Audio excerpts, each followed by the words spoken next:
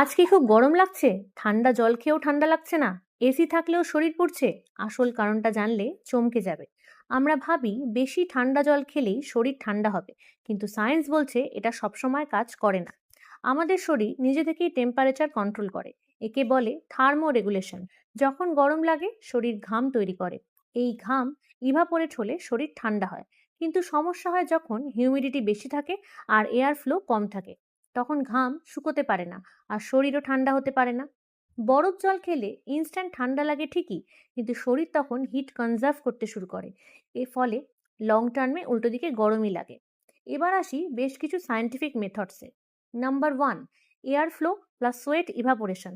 Fan বা cross ventilation রাখো, এটা এসি থেকেও এফেক্টিভ হতে পারে। Number two, cool water on pulse points. ঘাড়, কবজি, কানের পাশে ঠান্ডা জল দিলে দ্রুত বডি কুল হয়।